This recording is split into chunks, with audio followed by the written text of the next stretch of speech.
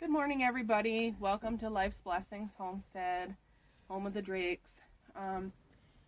It's been a long time since we shot a video, and we'll do some updated videos really soon of like just what's been going on around our homestead. It's probably been a year since we've done anything, and we have some videos we shot, we just never posted. Internet's super slow out here, so but I've just been compelled to really do a video of the garden, and it's not because I want to brag on the garden, it's because I want to brag on God. Where we're at, we had flooding in the early season, we've had drought, lots of my gardening, like, homesteading pages I follow have had, like, so many bug issues, and have lost everything to squash bugs, and the drought, and just, we have really not. My cucumbers are starting to die out now, but it's because it's just time. And everything else is still growing. And we haven't harvested what I would have expected for the size of my garden. But it's really kind of starting to take off now. And I don't think it's going to be bad. And it's not because of anything I've done. I have friends that have watered every day consistently through the drought, and they've still lost things, and I haven't, and I wasn't watering every day. I was watering maybe once every couple of days. When I really noticed like quite a bit of wilt that didn't go away at the end of the day, I'd get up and water the next morning. And you'll even notice now, like right now what time it is, it's getting close to noon. There'll be a couple of my squash plants that are looking a little bit wilty because I haven't watered since we got rain on, I think it was maybe Sunday, and it's Tuesday. I'll water again probably tomorrow. I have been, using some neem oil and a couple of other things to keep the bugs away. So that does account for some of that. But I've got friends that, and in groups I follow where they're like, I have done everything. I sprinkled diatomaceous earth. I've done this. I've done that. I've done that. And I still loaded with squash bugs. And we were last year. But this year it just hasn't. And so last night I was out in my garden and I told Matt, I'm like, man, this is just like, it's just beautiful and it's a jungle. And he goes, yeah, it's a real Garden of Eden. And he's like, you know what it is? And I'm like, what? And he goes, it's just how faithful you've been to God this whole gardening season. And I thought about it, and I really have been. I've prayed. I've talked to God a lot in my garden. I've asked him to bless the garden. And anytime that Matt and I talk about the garden, or if I send something to somebody else, I'm always like, look what God's done, look what God is doing. And I haven't taken credit for any of it because it's not me. There is nothing special about me versus another gardener. It's not me. It's God has decided to bless this garden for whatever reason. He's decided to bless my garden. And whether it's because I'm out there praying to him every day, or because one of my kids has been praying, or, some of my friends have been praying for us, like, whatever the reason is, he has blessed this garden in this particular place, this particular year. And I'm not even going to take credit for why he blesses it. Like, I do pray religiously when I'm in the garden. I'm very faithful about that, but, I'm not going to say that that's it either. Like, it may not even be my prayers. It may be, the friend down the road praying for me. But he has chosen to bless this homestead this year, and we've had a pretty good year. We did lose some animals during the drought, but it was rabbits, and fortunately for us, and just for anybody who raises rabbits, when rabbits die, it's okay, because they breed so fast that you're not at a loss. Unfortunately, it was none of my breeding stock. It was all my little ones. I only lost one breeder, and I don't think that was due to the drought. So we've been really, really lucky, and our goats have all been healthy. Mikey was bit by a copperhead, we believe, or a rattlesnake maybe, and he lived to tell the tale. Mikey's one of our goats, for those of you that may not know. And it's been a really blessed year. The pig had babies, and she had 6, and we did lose one to her crushing it, but the other 5 are healthy and thriving. Last year we had 7. And it died but 1. 7, and they all died except for 1. So this year was complete opposite. So it's just been a blessed year, and I do, several months, and I do think that it's just been a change in our dynamic with God and how we worship the Lord and how God has been, you know, we wanted him to be a focus in our life and a center point in our life, but for the first little bit out here, we weren't really like making that happen, and now we have, and we didn't really know what it looked like, and we've kind of like, we've started to get that hyper focus, and I really think it's starting to pay off. So let's go to the garden. I have Mason along as my videographer today, but I'm going to take over the camera. So here is our entry. We have 3 strands of electric fence up. That's been very good at keeping the goats out this year. We'll come in here. This is my sage, and I've never grown sage before. I don't usually cook with fresh herbs, which I should, but I decided I need to start, and then I learned you don't harvest your sage in the first year. So I haven't harvested any of this, but next year we should be good because it's huge. It started out as 3 tiny little plants, and then back here is my asparagus, and it's gone to seed because that's what you let asparagus do. And then intermixed in there are strawberries. Strawberry plants. And they've really taken off. And this is my aloe plant that I got from Miss Eden Thomas, and it grew and then it died, and I thought it was dead forever because it looked like this, and then it got green again, and I was surprised and shocked because I had left it alone, and then the cats dug it out, so now it's like brown again and looks sad, but I'm hoping it'll come back. I'm gonna have a cactus in here.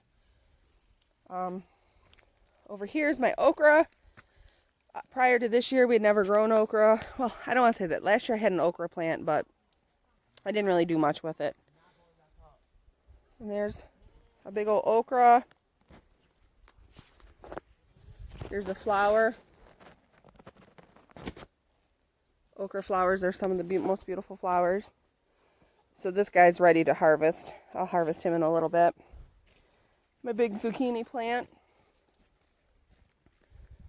This is my biggest plant I have for as far as summer squash go. And I thought that like it was dying off, but as I look in here, I do have a zucchini down there, and there are some flowers. They're starting to close up for the morning. I wish I got out here and shot this earlier. But it's pretty big. Back behind it, there's some dill, but the dill is all gone to seed. We have, that's a weed. Bunch of marigolds in here. And my marigolds, I don't know. This is the first time I've ever really grown a marigold. And I thought they bloomed way earlier in the year.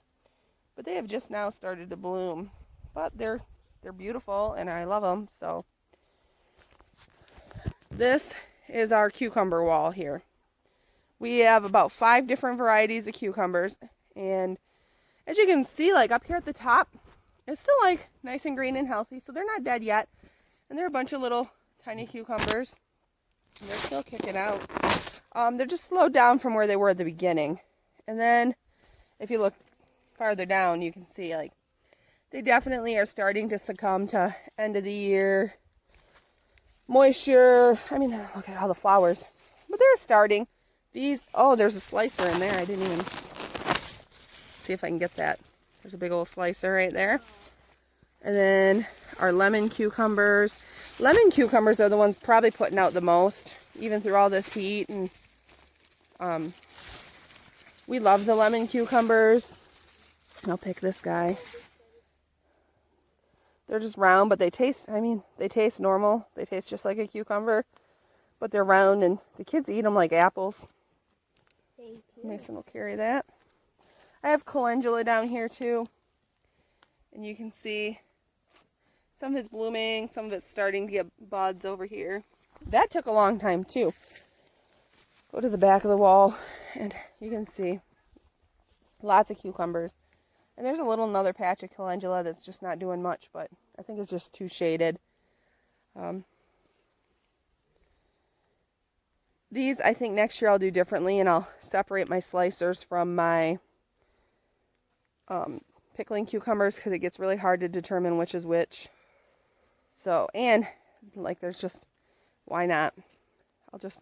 There's my goats over there waiting to be let out for the day, and my birds, but we'll let them out in a little bit. Here is my cabbage. I only planted one cabbage plant, and it was kind of late, and it's doing okay. I don't know, I've never grown cabbage either, but we'll leave it there and see what happens. I have some oregano down here. Like, they said it would take off, but it really kind of hasn't, so I don't know. Maybe that's heat. Maybe it's just where it's planted. It's kind of shaded by peppers. This is yarrow, and this is another one, like, everybody's like, oh, your yarrow will really take off, and it hasn't, but sorry, you guys are going to deal with a little of the shaded out in my shadows in here. These are my pepper plants. This is the sweet pepper bed, and they're finally starting to really kick out the peppers. These are giant Marconi peppers, and I think this is a giant Marconi too. No, this is a Cubanelle. These were planted from Walmart, but most of these were seeds. I got a little row of beans in front because my pole beans didn't seem to be doing great. And then here is an Ozark giant bell pepper. I don't know what these little guys are, but there's a bunch of little ones growing on there. I'll have to find the tags. I have banana peppers. They're growing right here. I don't know why this guy's got like purple. Must be something about how it's in the sun. I don't know what this is either. I have paprika peppers in here. It's another giant Marconi. I have natapinos. I have Italian, Jimmy Nardello Italian, Avarsky. I think that's it. Oh, holy cow. Yeah. Mason harvested a couple patty pans, which I'll show you that plant in a little bit. I think this is the biggest we've gotten. Yeah, that is the biggest we've gotten. I think I missed that. This is Mason's acorn plant. He really, really, really wanted plenty of acorn squash, so he came out and planted 3 seeds. Only one germinated, but that's okay because he's got 8. I counted like 8, but I didn't really go digging through there too much, so there could be more. And it was still putting off some more. It is, and you can see, like, it is looking a little wilty right now because of the time of day, but in the morning it's really, really nice and healthy. And here's my tomato plants, and as you can see, they've grown up over the trellis. They're getting pretty tall. I've got several that I need to come out and harvest. Like there. Really, there's a bunch there. Ben, will you stand right up there? I have marigolds here too, as you can see. You can hold your root beer, you're fine. Step like right up next to that one.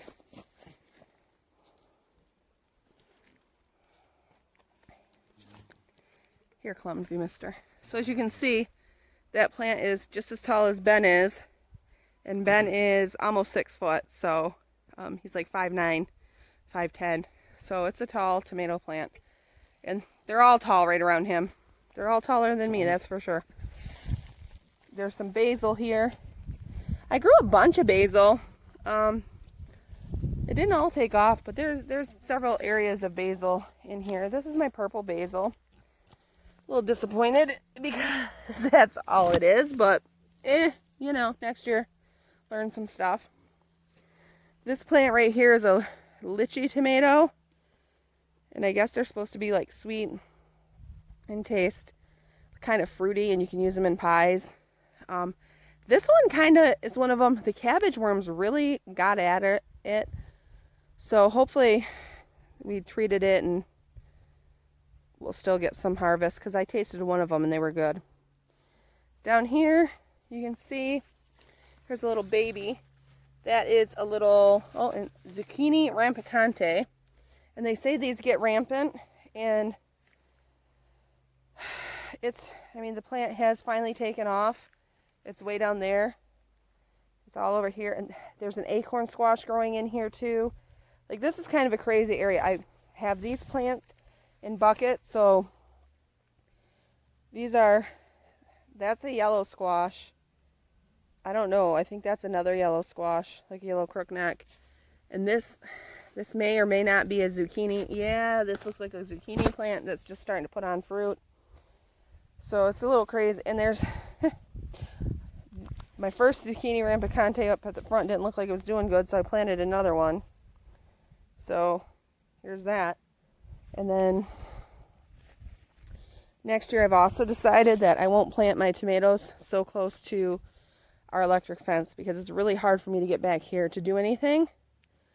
But I have a whole wall of tomatoes back here too. Most of my cherry tomatoes are back here.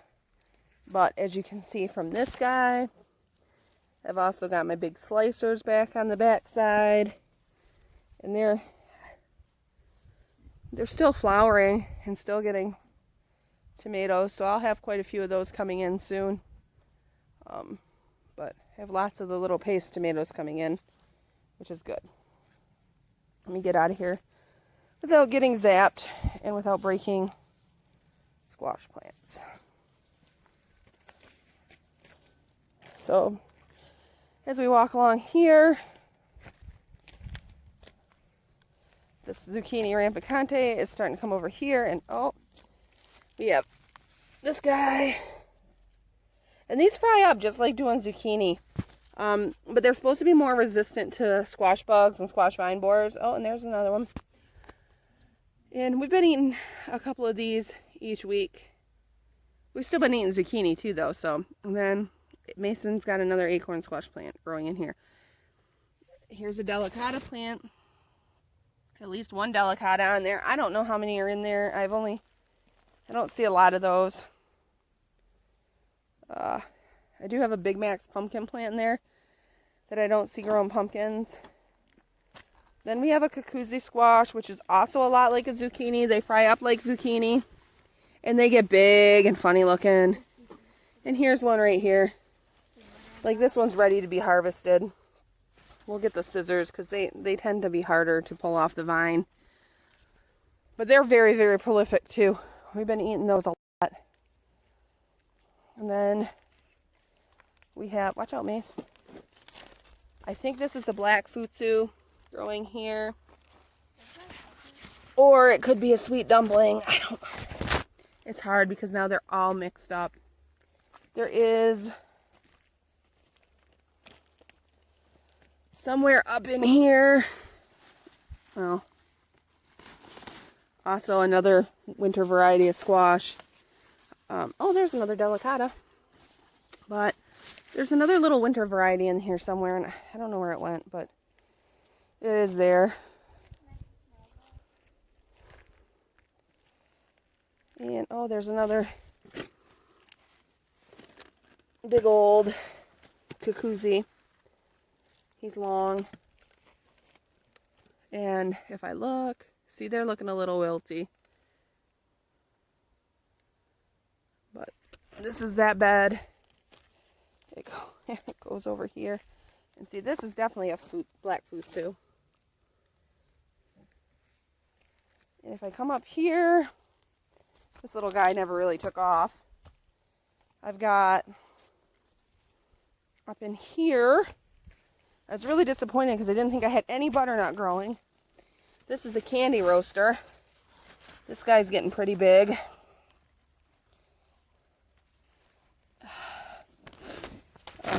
Probably going to come out and put a board under him because he's sitting on a rock, and that doesn't seem to be. But up in here, I found my first little butternut. So my butternut plant is starting to produce. It's just hard to see everything when you got, that is a yellow squash.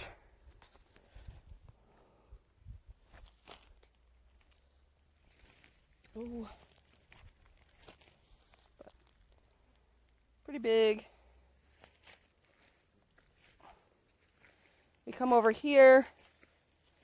This is a lemon squash plant that really hasn't put off like other people say theirs do.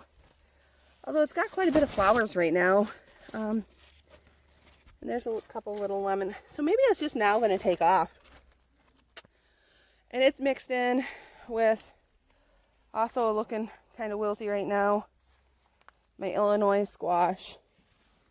And my Illinois squash, I've already harvested 2 big ones early. Here's this guy, because something was chewing on them.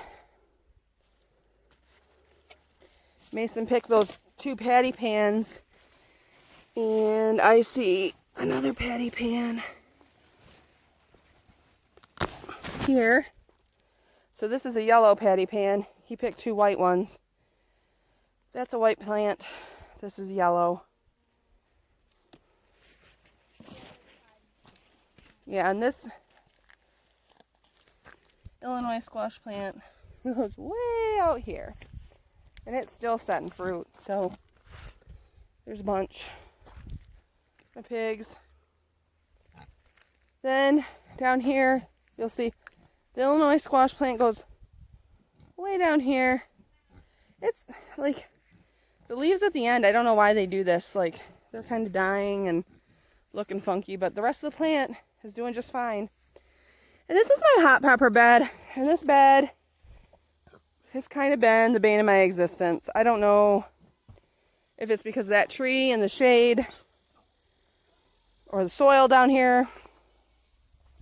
But as you can see, these are all, they're just small. I am finally getting some peppers on them though.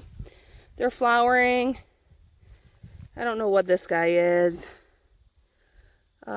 This is a black Hungarian, and he's got quite a few peppers. My niece Haley sent me these seeds. But they had aphids, and that's why there's all this little black stuff on there. I think that might be a shishito. I don't know where all my sticks went. My stakes. This is the tiniest little pepper plant with the tiniest little pepper. I don't know. So they're just not. This is a jalapeno plant, so definitely. Oh, the jalapeno just came off. Can you find it, Mace?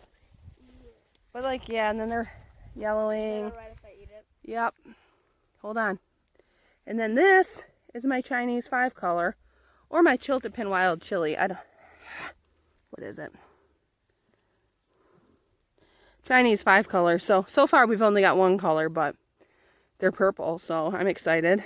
And I have more growing in back there. So they're going to put out peppers. They're just not, oh, there's another, I think that's a tam jalapeno. It is. So they're jalapenos as well. So I'll get jalapenos, which is great. And I will get some of these other ones, but they're just, I don't know. Tabasco peppers. I don't see them. It's just been, this bed has been the bane of my existence this year.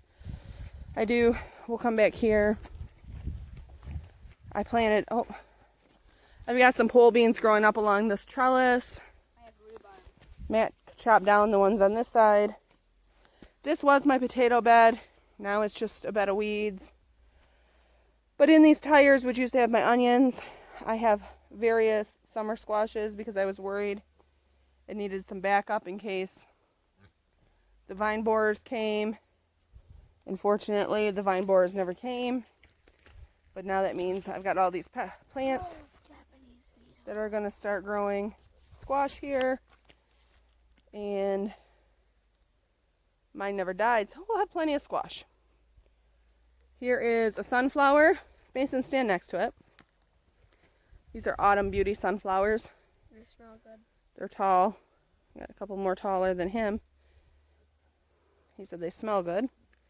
Mason's rhubarb is finally taking off.